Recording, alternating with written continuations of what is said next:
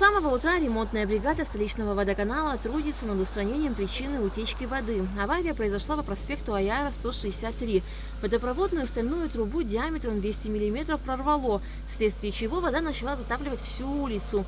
Из-за прорыва трубы жители центральной Нагорной части Сухума, Виема, вокзала, Старого поселка остались без воды. Вчера вечером в районе 4-16 часов прорвало эту трубу. Прорвало трубу, ночью остановили насосные станции, выпуски открыли, чтобы можно было сегодня работать.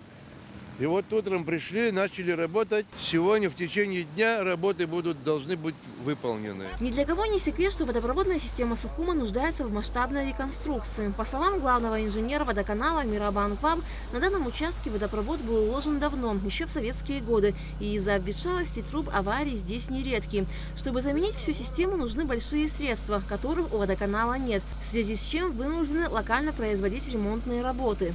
Здесь, в старом городе, поменято очень мало улиц. В процентном отношении 5-8, может быть 10% всего поменято.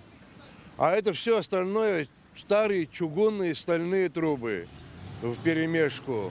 Все имеет свой срок. На этой неделе уже на этой трубе уже в 3 местах на этой неделе делали. На прошлой неделе ремонтировали.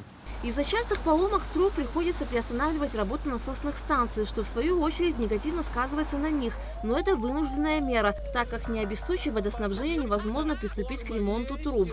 Вот там стоят насосы 1250 на 150 на 125 метров. 125 метров – это 12,5 атмосфер. Вот что год назад, что 1,5 года назад, что 30 лет назад эти насосы дают, да, они новые, но параметры те же самые. Но они ни больше не могут дать, ни меньше. Меньше дадим, в одном районе не будет воды, в другом будет вода. И поэтому мы даем одинаковое давление. И давление, как мы качали, да, немножко уменьшилось количество утечек в городе.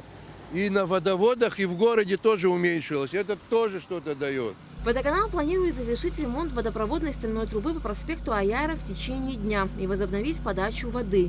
Аля Катравская, Мила Джокуа, Абхазское телевидение.